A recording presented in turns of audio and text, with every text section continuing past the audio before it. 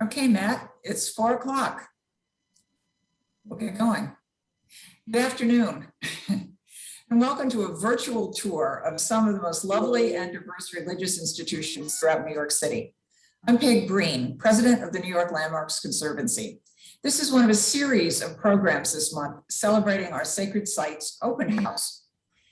As you may know, the open house normally features in-person tours of these remarkable buildings. But the pandemic dictates that this is our second year of virtual tours. The benefit is that you'll get to see many more institutions than you could walking around. This is our 11th open house. We're very grateful to the sponsors that you saw listed in our waiting room and our colleague groups who promote this locally throughout the state. We're going to be going to every borough, and representatives from each of the institutions are with us to answer any questions you might have. Please put your questions into the chat and we'll address them at the end of the tour. So let's begin in the Bronx. The Church of St. Anselm and St. Roch is located in the Melrose neighborhood. Once serving an Irish community, the congregation now is from at least 16 countries. This Byzantine revival church was designed by Gustav Steinbach in 1918. He designed numerous landmarks across the Northeast. The design of the two-story church is influenced by the Hagia Sophia in Istanbul, and it's topped by an expansive central dome. The facade is composed of reddish-brown brick with moments of ornate decoration at the front elevation. This includes the variegated tile work at the window surrounds and Guastavino-style vaulting at the portico. In true Byzantine fashion, the interior is a polychromatic display of mosaics, stained glass windows, and multiple murals. They were designed and installed in the 1920s by German monks of the Buron School. The church began an interior restoration in 2006, led by conservator Dario Cano. For more than a decade, he's removed inappropriate overpainting and restored original murals and mosaics. His work uncovered ongoing water damage, and that led to a comprehensive exterior project, which was funded by the Conservancy, New York State, the parish, and the Archdiocese. The main roof dome was reclad with copper panels, and new copper flashing was installed, and other watertight systems put in place. Masonry facade was repointed, and decorative tiles replaced. Throughout the pandemic, the church conducted online services. Father Enrique Salvo brought the services to the neighborhood on Holy Thursday. Here he is leading a procession. We awarded the project a 2019 Lucy Moses Preservation Award. Father Salvo, thank you for joining us. We're going to ask each of the representatives to say something briefly now about their congregation. So Father Salvo, what's the most important thing you'd like us to know? Well, first of all, thank you so much for all of the support you've given us throughout the years. And this is such a great honor. And we're very grateful for the beauty of our church, especially in our neighborhood. That, first of all, we're grateful that we have a very vibrant parish. It's very alive. A lot of people come every day, and it's very alive. But it's also something that we always appreciate is one of the things that the church has always tried to do, at least in history, was to try to make more beautiful art and so on in neighborhoods that might be less privileged, because everyone deserves and needs beauty in their lives. And many times in certain, in underprivileged neighborhoods and whatever, maybe sometimes their workplaces or even their homes and everything might lack some of the, not all of them, but of course, but many of them. And so, but when they come here, which is their spiritual home, it's a place that they know their home, and it's beautiful for them, and it's a place not just where they come for their relationship with God and to Mass and the sacraments, but it's also a place for their community, for every aspect of their lives. It's a center place. So we're so grateful for the help of so many people like yourselves that make it possible for us to keep that up for the next century and so on. So first of all, thank you. Well, thank you, Father. It's just a stunning building, and we'll be back to you for the Q&A afterwards. Okay. Right now, we're moving on to Temple Emanuel on New York's Upper East Side. It was the first Reform or non-Orthodox.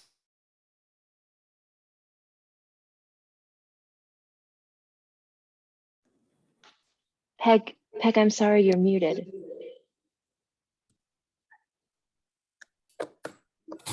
Okay, sorry. We're at Temple Emanuel, which you might have recognized on Manhattan's Upper East Side. It was the first Reform or non-Orthodox Jewish congregation in the city. Congregation was founded in 1845 in the Lower East Side, and after several successive moves, reached its current location in 1929. It was designed by architect Robert D. Cohn of Cohn, Butler, and Stein. It is an incredible example of Romanesque revival architecture in New York and one of the largest synagogues in the world. The synagogue's facade is constructed of monumental load-bearing limestone blocks that support a steel truss system that in turn holds up the pitched roof. While the exterior is restrained in ornament, Cohn pulled out all the stops on the interior. 33-foot tall stained glass windows pour colored light into the expansive hall. The ceiling features elaborate Lombardian style paintings. Tiles and mosaics by the artist Hildreth Mayer further the interior's warm glow. Her work adorns the 3-story tall decorated arch surrounding the bema. The glass mosaics depict biblical scenes, motifs, and 10 commandments. The arch also contains a colonnade of colored marble. There was an extensive restoration and upgrade in 2006, and work included stained glass restoration and the repair of interior finishes. The work was awarded a 2006 Lucy Moses Preservation Award, and we have been fortunate enough to been able to offer several tours here through the years. And we're delighted to have Mark Heitlinger with us, the temple administrator. Hello, Mark. Hi, thank you so much, Peg. And I just wanted to show if people can still see it. This is our Lucy G. Moses Preservation Award from 2007, 2006, 2007. So we're very, very happy and have been always to participate with you, Peg, in this great endeavor. Emanuel's home, this is the 5th home of Emanuel, is significant in the sense that it was the temple's arrival on the Upper East Side. It marked the occasion of that the Jews had, shall we say, assimilated or acculturated, as I like to put it, into New York society. And in so doing, were to build the congregation, to build a sanctuary that was second to none, equal to all, and no longer would that second-class citizenry be foisted upon the congregation. So they built the sanctuary with magnificence, with boldness, and also trying to get a sense of warmth. The warmth comes through, in my mind, in the symmetry, which is something I think all sacred space has in common. That symmetry, which is an echo of unity, of the oneness of God. And that's what we think the temple's interior, in addition to its magnificence itself, tries to symbolize. We welcome people here. Oops, you just muted too, Mark. Unfortunately, we're not able to host tours at this point, but you know, at some point in the future, we're going to welcome everyone back. So thanks, Peg, for including us. Emanuel is very proud to be a part of this effort. Oh, thank you, Mark. So we're going to go to Brooklyn now, and Lafayette Avenue Presbyterian Church in the Fort Greene neighborhood.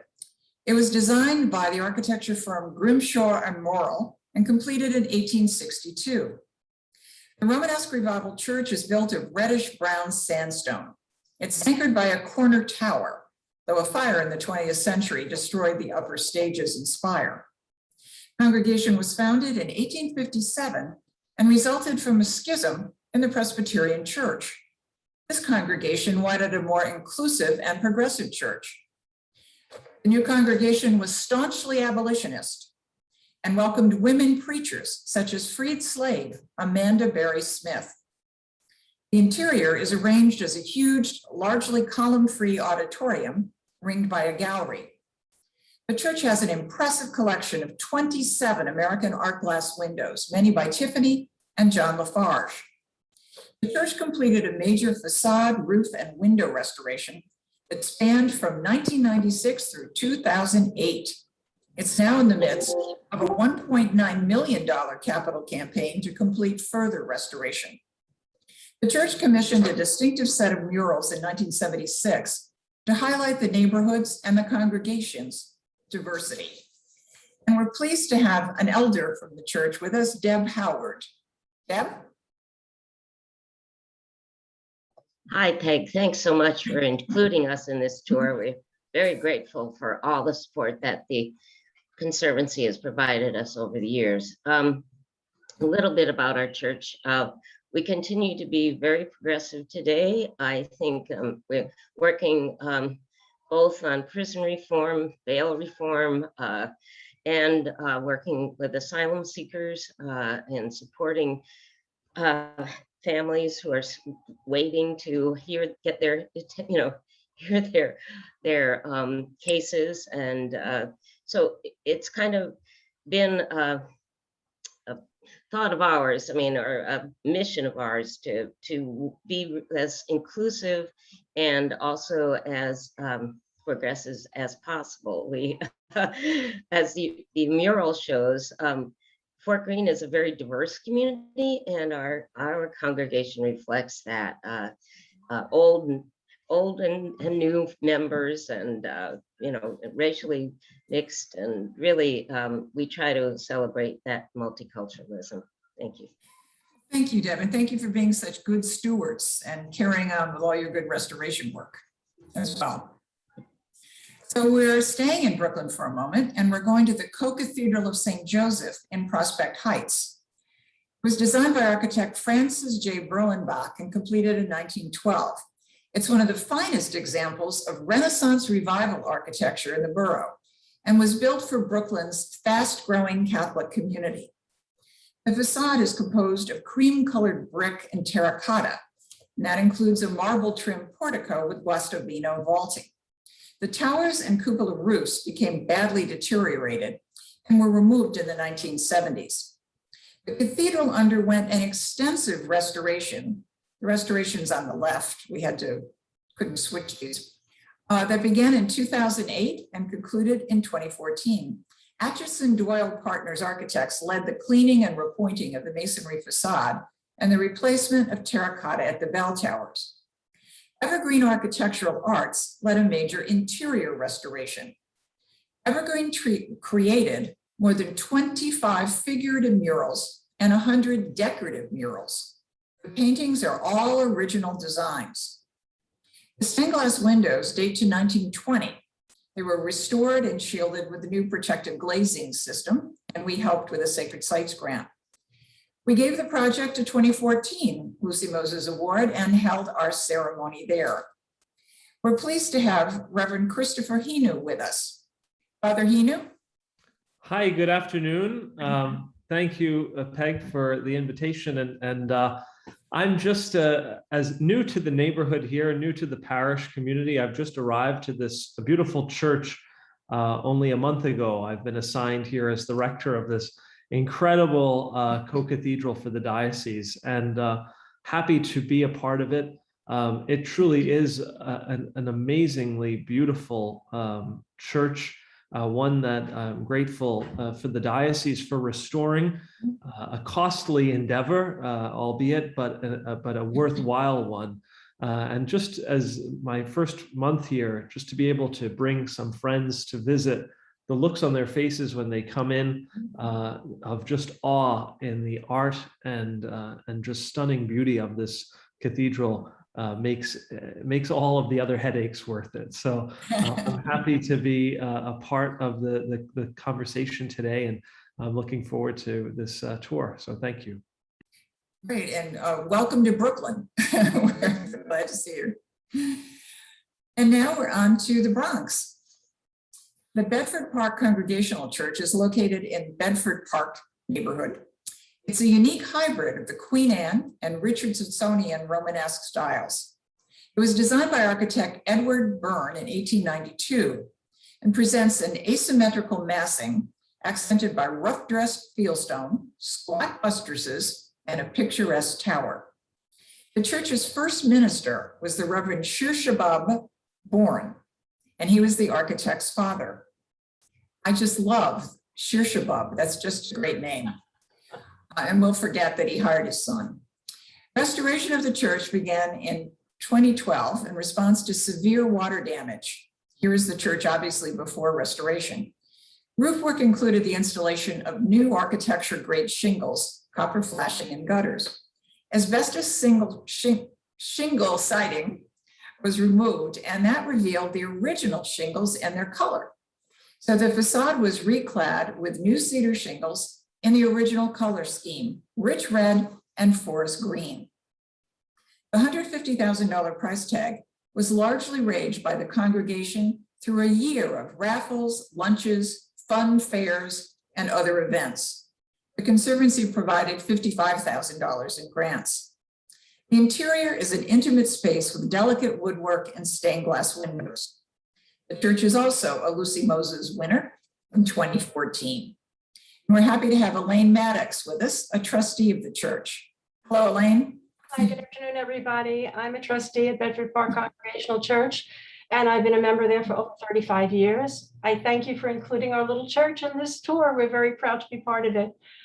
The congregation of Bedford Park Church is a small, diverse, but welcoming group of members and friends.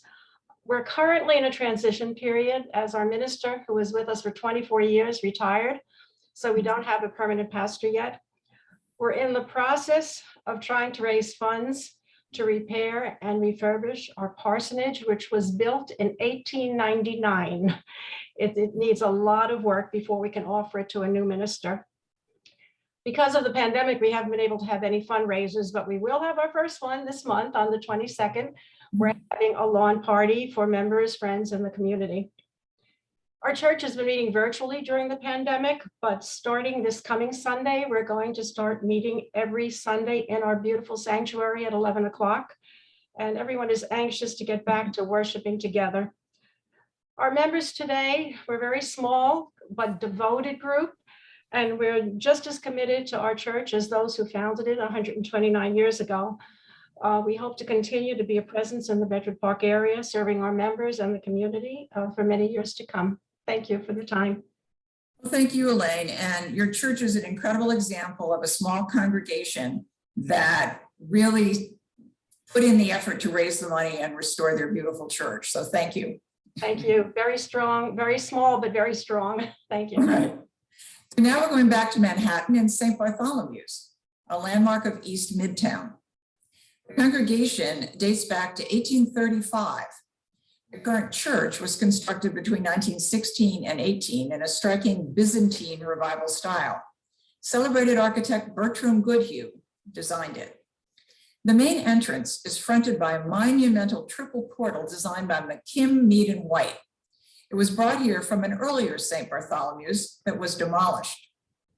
The facade is composed of artful brick, limestone, and marble with decorative elements such as friezes, columns, capitals, and window tracery. The wheel window is 75 feet in diameter. Stained glass was installed in 1943 as a gift of Emily Vanderbilt White. The church is topped by a polychrome terracotta dome referred to as the Great Dome.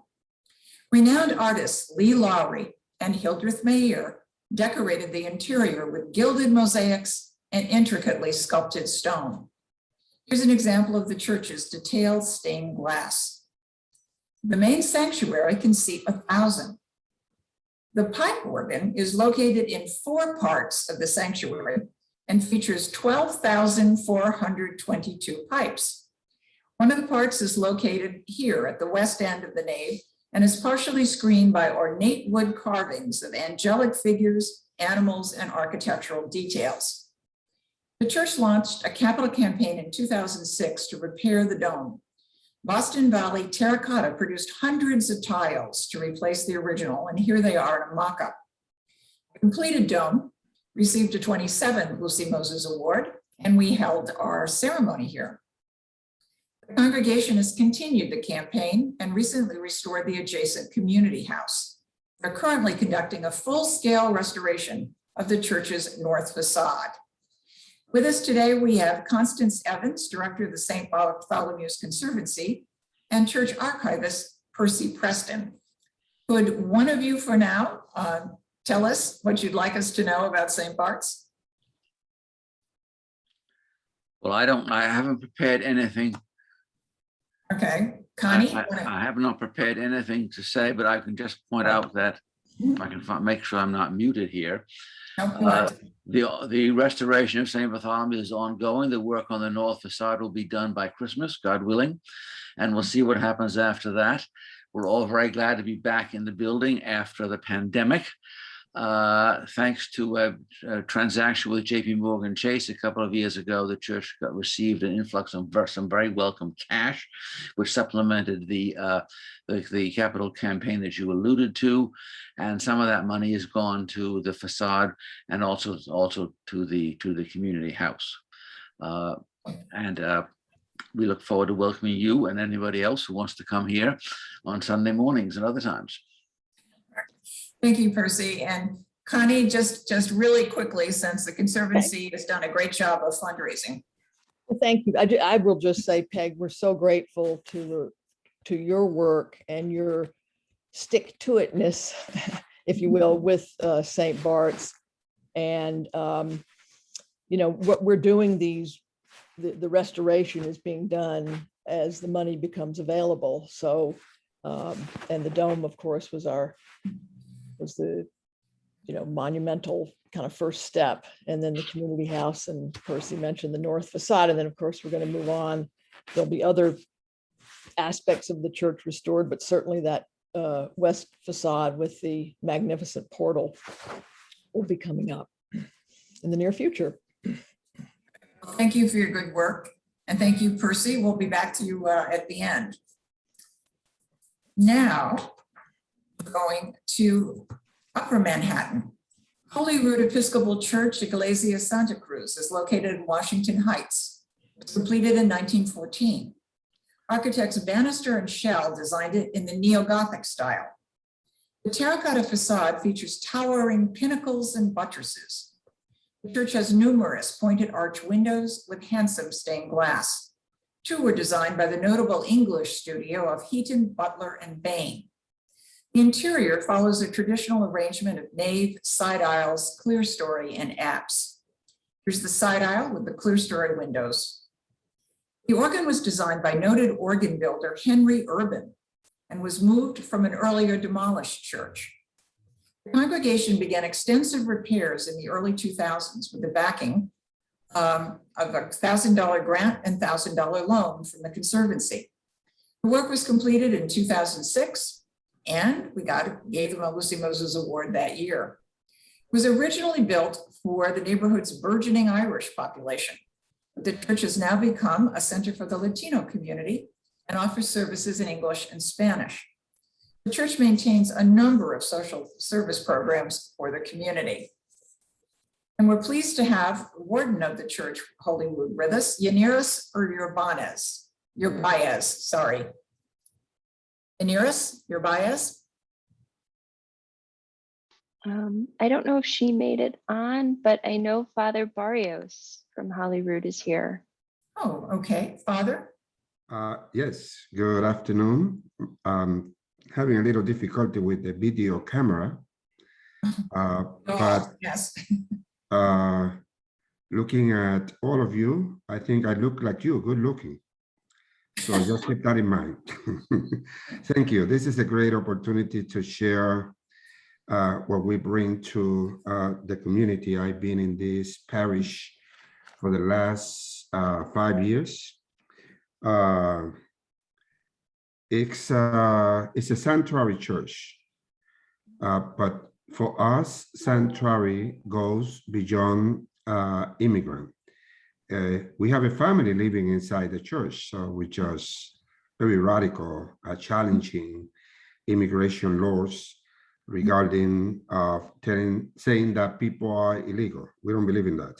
Okay, so we're challenging. I think we're doing a good job right now. It's 7 people as a family. But also the church became a sanctuary for dropping LGBTQ, especially young people, and especially trans. It's a very serious pandemic in the community, physically attacking the LGBT community, but more specific trans. So during the pandemic, we decided that we were going to keep the church open the 7 days. So we open more or less 8 o'clock in the morning, and we close 8 o'clock in the evening. And we're still doing that as a place for worship, as a place for prayer. We are right now a trilingual church. We started English, Spanish, but now we also have a very strong component of deaf people. It's getting a little more challenged because now we got a deaf, blind person who is challenging us to see how is that we're going to do whatever it is that we do inside the church. The church is also a sanctuary for homeless people. And especially during the pandemic, the homeless population around the church is being growing and growing, and this is out of control. Okay, so in some way we try the best we can to keep the church open and to see how can we provide this kind of support. And also for some reason, during the pandemic, a lot of musicians started losing jobs. So we ended up getting we have about 15 musicians that they do rehearsal inside the church. And then people think in the community that this is a church that put musicians there so they can play and people can hear music. They're just rehearsing, which is a benefit, an incredible benefit for the church. The whole point here is that we're trying the best we can to see the landmark building as a people landmark building, that people have access. And that's where we're going at this moment. There's a lot of socio-cultural, political meetings happening inside the church. They don't need to be members of the church, but we understand they need to have access. And in some way, they protect and also support the church in so many ways. We're trying to organize a capital campaign to start dealing with the roof. That is the big challenge at this moment, and also the painting inside the building. Mother, I hope we can help you again. And I hope so. You're doing a terrific job. You're doing a terrific job of keeping it open for the community. And so we'll talk to you again at the end of this. And thank you so much for being with us and for all you're doing there. Thank you. All right. Now we're going to the Lower East Side and Kahilo, Kadosha, Yanana Synagogue. It was built in 1927, and it is the only Romanesque synagogue in the Western Hemisphere. The congregation dates to 1906 and was founded by Greek Jewish immigrants from Yanana in Northwest Greece. It was the one-time center of Romanesque Jews. These were Jews whose forebears, according to legend, swam ashore in the year 70 to escape a Roman slave ship. Much of the community perished in the Holocaust. The synagogue joined what was then a much more robust Jewish Lower East Side. The synagogue serves as a worldwide center for the Romanesque Jewish community. Sephardic synagogues on the Lower East Side have closed, and the synagogue has come to serve the remaining Sephardim. The synagogue was designed in the Moorish Revival style by Sidney Dog. The 3-bay facade is constructed of buff-colored brick with cast stone detailing and a modest peaked parapet. There are large stone tablets of the law set at the entrance and at the cornice of the synagogue. In an atypical arrangement for a Romanesque synagogue, the ark is located on the north side and the bema is placed in the center of the main sanctuary.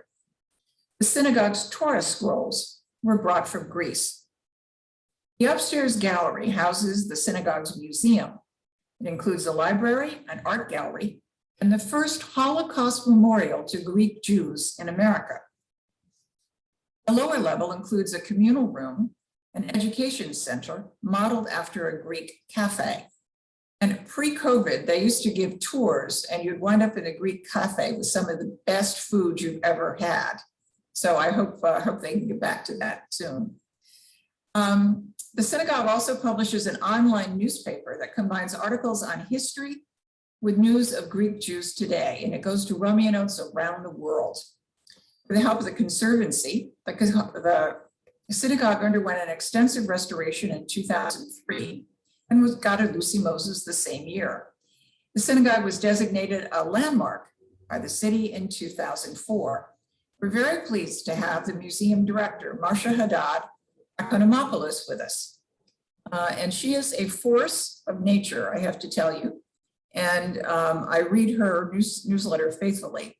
Hello, Marcia, glad to have you with us. You're muted, Marcia. Am I unmuted now? Okay. Yes. Yep. Okay. I just don't see myself. Okay.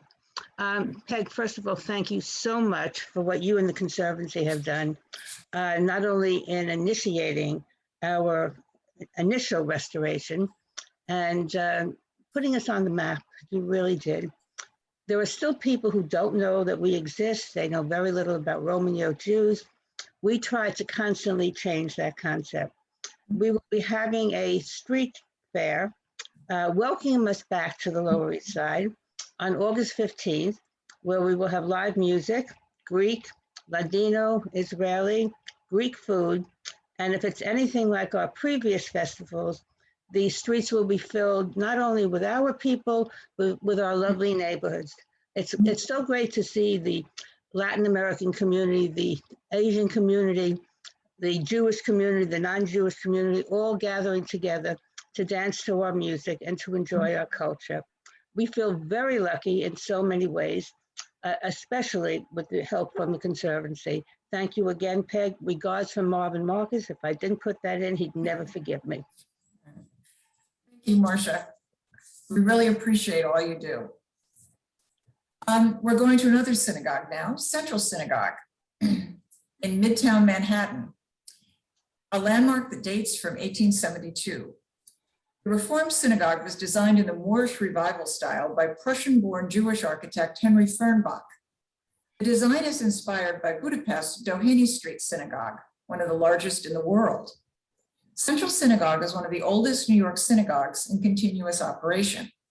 This drawing dates from the time of construction. The primary facade is fronted by two octagonal towers surmounted by globe-shaped domes and a geometrically constructed circular window. Three double doors separated by slender columns supporting Moorish arches highlight the entrance. 6 stained glass windows with Moorish arches are found in the north facade. The interior follows a basilica plan with a tall central nave and 2 flanking side aisles. Richly hued hand-painted decorations are found throughout. 3 striking lay lights help illuminate the bima. The synagogue suffered a devastating fire in 1998, which severely damaged the magnificent interior and destroyed the roof. Thankfully, the Torah scrolls were saved. Architecture firm Hardy Holtzman Pfeiffer led the restoration, which was completed in 2001.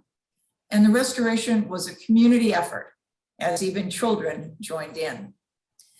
The restoration received a Lucy Moses Preservation Award in 2001, and we held our ceremony there as well.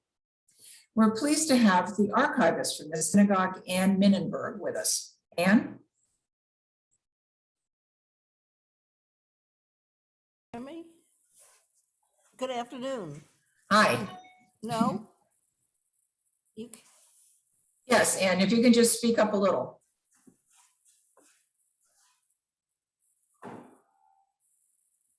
Ann, can you hear us? Yes, there you are. Can you hear me? You need to speak up just a little, Ann. There we go.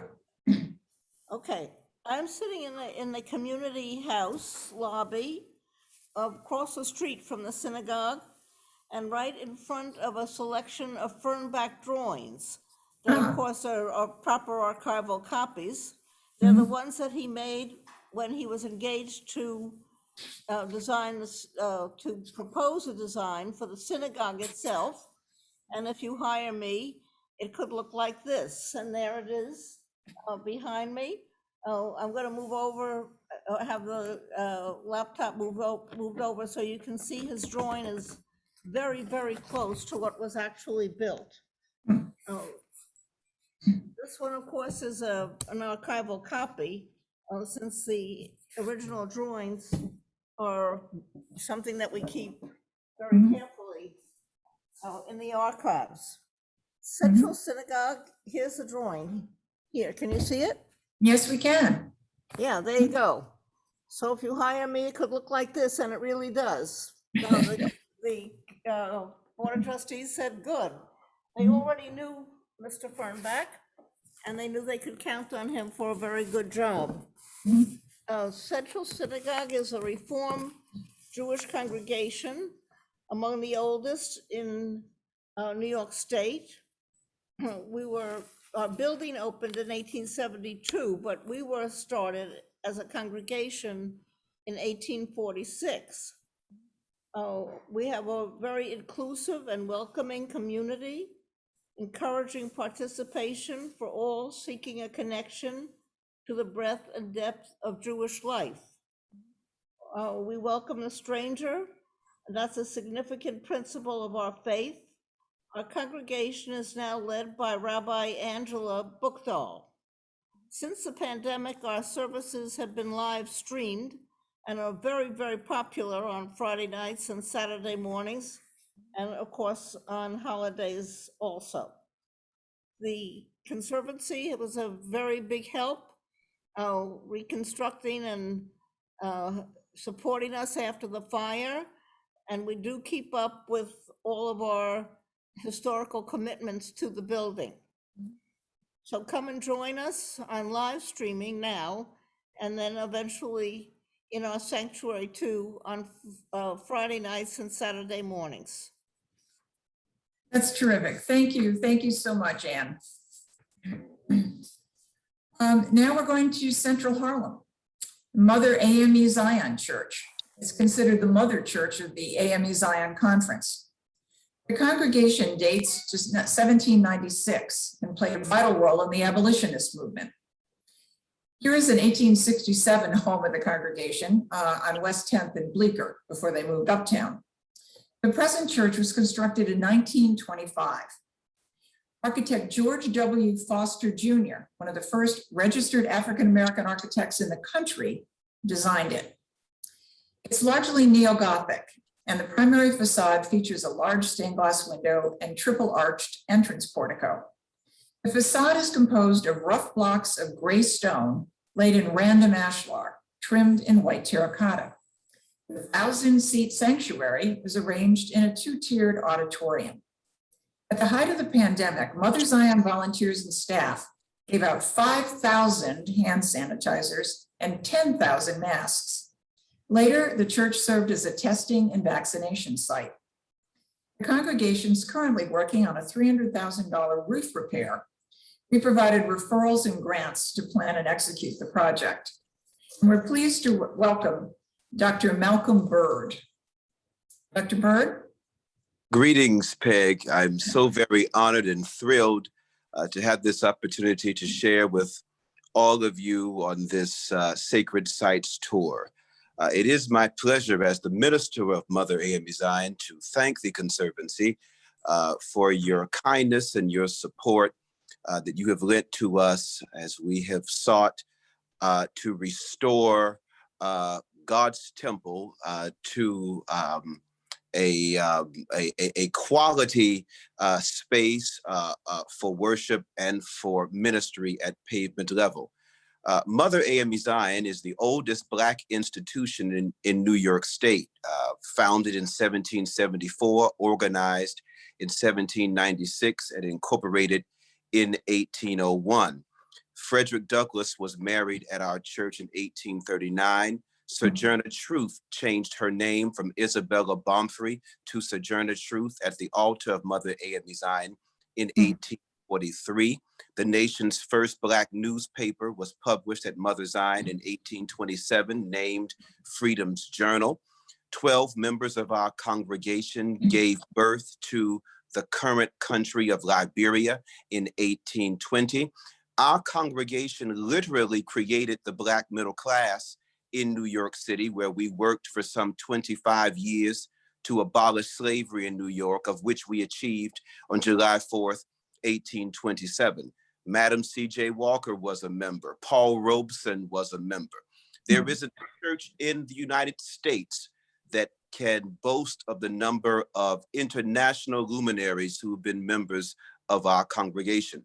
Thankfully, due to your support, we hope and we pray the next generation of luminaries will be able to enjoy the space, to enjoy membership in Mother A.M.E. Zion from our 225th year and beyond. And we thank you.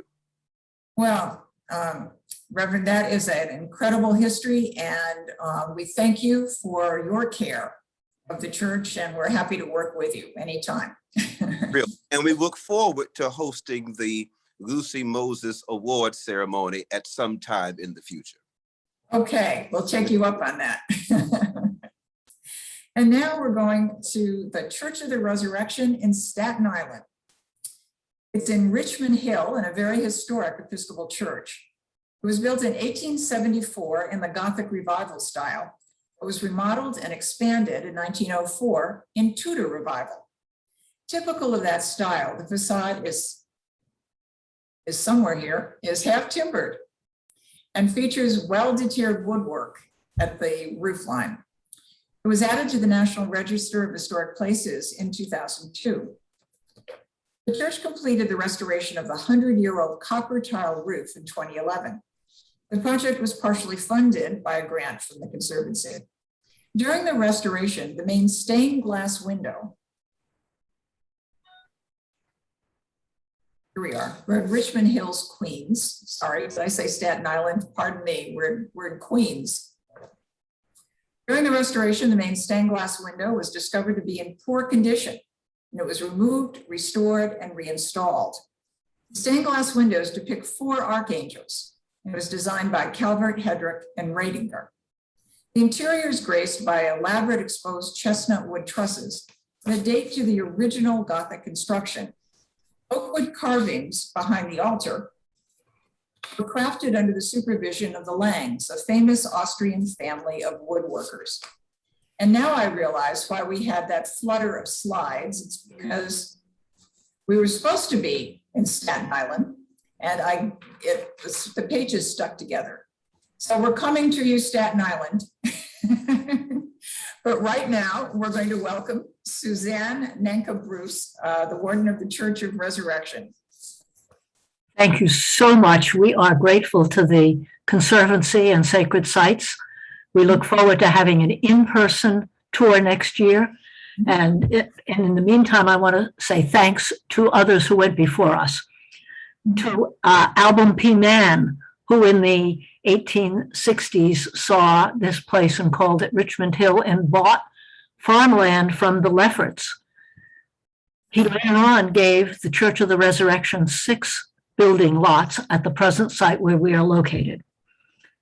Thanks to Grace Jamaica Church, which sent out a mission to establish a church in Richmond Hill, so that by 1874, we had been established and erected a wood frame church with the same high-pitched roof that you see in our current church.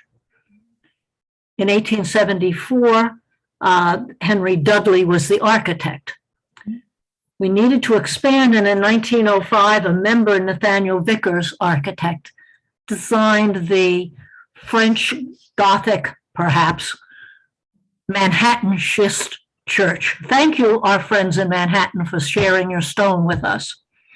It stands today, and we have our fabulous copper roof, thanks to the help of the Conservancy. And we are in the process now of fabricating tiles for the tower. We couldn't afford it 10 or 11 years ago, so now we're doing it now.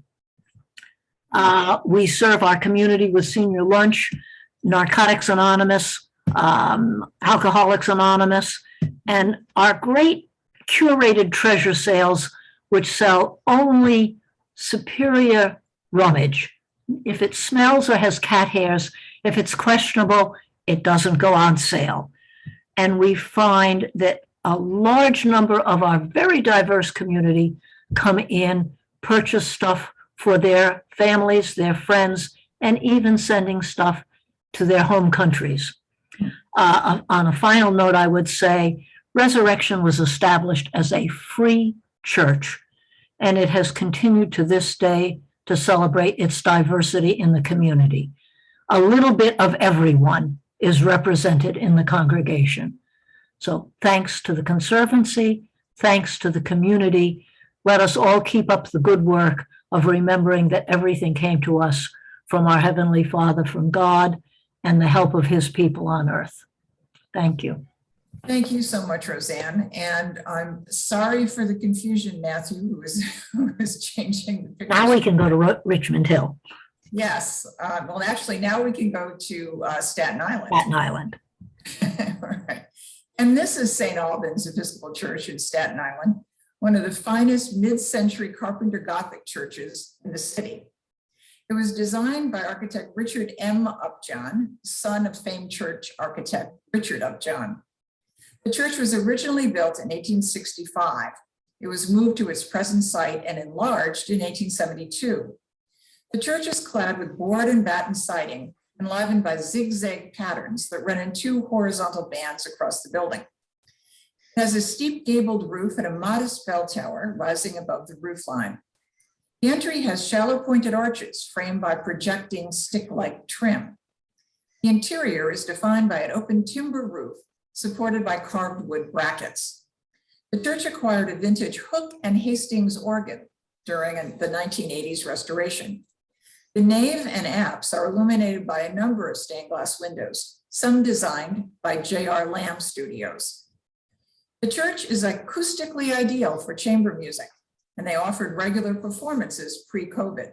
St. Albans was designated a city landmark in 1980 and added to the National Register of Historic Places in 1984. And this summer, the church restored deteriorated wood trim with help from the Conservancy grant. And we're pleased to have Reverend Greg Morgan with us. Father Morgan. Hi, Peg, and thanks so much for having us as part of the tour.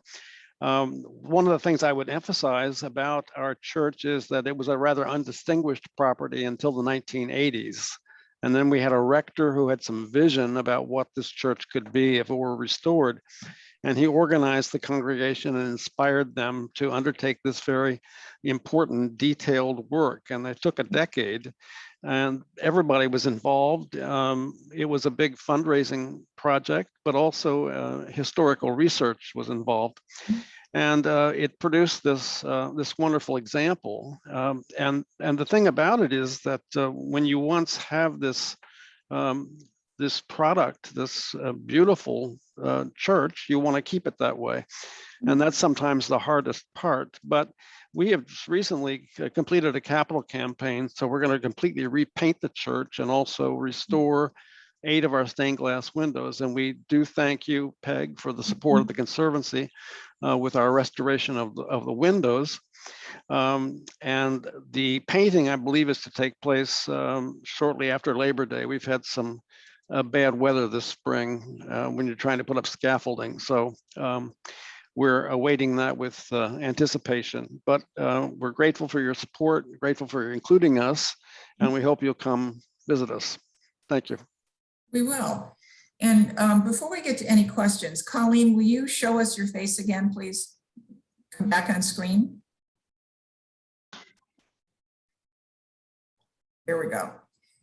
Ann Friedman and Colleen Heemeyer are our Sacred Sites team, and they really run the Sacred Sites program and travel all over the state, helping institutions. So they're the A team, and they're the ones who deserve all the thanks for the good work that Sacred Sites does. So Any questions for anybody? Well, I haven't had anybody post one, but I have one of my own. Okay. Father Barrios reminded me that I wanted to ask the sites if they could maybe talk about any new outreach or programming that they've been inspired to do since the pandemic, or maybe they could talk about one challenge that their historic buildings have faced since the pandemic. I'll try. And Okay. heard Mother A.M. Design. One thing we have learned that there are 14,000 persons here in Harlem over the age of 25 who do not have high school diplomas or GEDs. 14,000 here in Harlem. So starting next month, Mother A.M. Zion Church will be offering free GED prep courses for persons in our community in an earnest attempt to reduce that number. There is no fee attached to that prep at all. We have a significant number of current teachers and retired teachers in our congregation. So we have almost an army of support to lend to persons in our community who want to focus on improving their conditions and allowing education to be that vehicle. So that begins on next month. That's fabulous. Thank you. Thank you so much, Reverend Bird. Anybody else? Connie? You're Connie, muted. can I say? Sorry, thank you. So, Connie, this is for St. Bart's. And again, thank you so much. I just want to mention that during the pandemic, St. Bart's has had just an incredible roster of online programming. And it's been very successful, the outreach, and those programs, many of which are going to continue, even though the church has opened up, to the public now. I also want to mention, it's kind of a plug, but the St. Bartholomew's Conservancy has had a plan for a couple of years now for this gala concert that the purpose of which will raise funds for the restoration of the church. And we believe that it's going to go towards the restoration of the magnificent portals. But this concert will feature the Philadelphia Orchestra. It's an organ gala concert that is going to focus on magnificent organ music. If you know, Leopold Stokowski came to the US, his first gig was at St. Bart's. And so, and then after he was with St. Bartholomew's, he later went on to be the conductor for the Philadelphia Orchestra. So the orchestra will play, we will have the organ. They'll also feature Amy Beach. What's the date, Connie? May, that would be a important thing since we postponed it. This will be now the third iteration, but it's going to be May 24th, 2022. And we'll have lots of information about it. And there's going to be a special guest star performing that I can't announce right now, but it will be just a splendid concert. Again, the purpose of which is to raise funds for the restoration. Okay, great. Thanks. Marsha, you wanted to say something? Yes, I wanted to say that we actually offered many Zoom programs, both privately to certain institutions, mostly synagogues. And then I found it great. I mean, I could be one day out in California, the next day in New Mexico, following a week in New Jersey, Canada, Montreal. We had a Zoom presentation there. So we've learned to use the new tools we have to spread the word of who we are. And I don't know many people who realize, but we're very closely affiliated with the Sephardic Brotherhood of America. And there is going to be a gala, hopefully on December 5th. And one of the honored guests will be Dr. Alberto Burla, who comes from the Greek Jewish world, the CEO of Pfizer. Terrific. Thank you very much, Marsha. Somebody mentioned in our chat, Reverend Bird, that it's your 225th anniversary too. So yes, that's on October 24th at 11 a.m. and everyone is indeed invited. I'm not sure where you got that information, but that is correct. Yes, that's coming up. I'm sure one of your parishioners is listening. Thank God. Gotcha. Sorry, Peg, we do have a question in the chat and Father Hinu has his hand up. So maybe we can ask him to speak and then we'll get to the chat question. Okay, and Reverend Bird, it was Amelia Montgomery. A fine parishioner, widow of a Tuskegee airman and member of our congregation. Okay. What is the chat question here? Well, we were going to ask, Father Hinu had his hand up and I'm not sure if it was to respond to prior Yes, idea. I loved that the question mentioned, and one of the blessings at the Co-Cathedral here is we offer a network television channel called Net TV. The Diocese of Brooklyn has about 1.5 million Catholics, and if you'd be, I was never a big fan of mail, opening up mail in my previous assignment, and this is just 2 stacks of mail that we've received during the pandemic. This is what occurred was the previous administrator here asked people to please send to the parish notes of whom they were praying for, prayer intentions, and we offered Mass in 8 different languages. Our diocese is a diocese of immigrants, and we would offer Mass, 8 Masses a day in English, Spanish, Creole, French, Chinese, Korean, Igbo, and all other different languages throughout the day. And basically just being able to reach to the people our church doors were closed. This for me is just a stunning example of just the church meeting the people via the television waves. So thank you, great question. Sure, that's terrific. And also the church features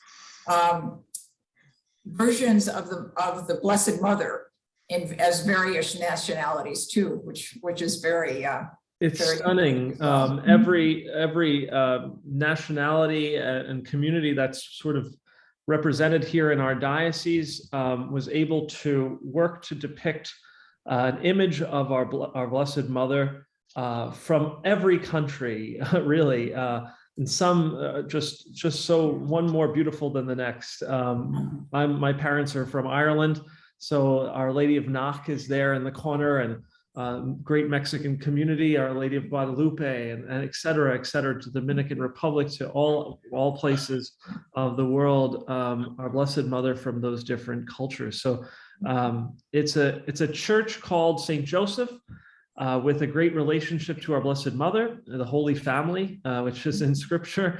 So it just really goes together beautifully. So thanks for bringing that up. Sure. And we do have. Oh, sorry. We do have that one question from Bruce McIntyre.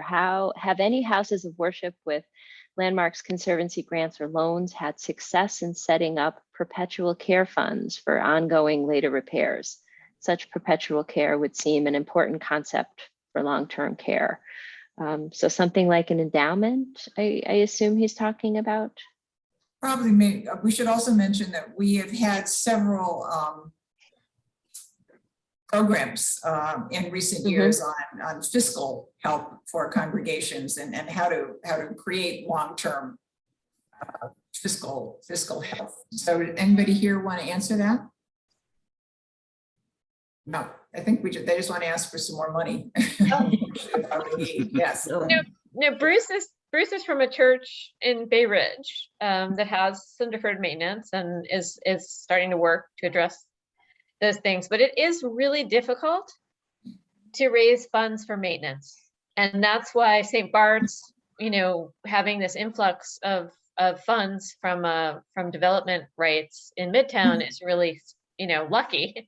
But most congregations, are really challenged to, once they've completed a capital campaign, completed a repair, to then maintain the building on an ongoing basis. And it's the same thing with our roads and bridges.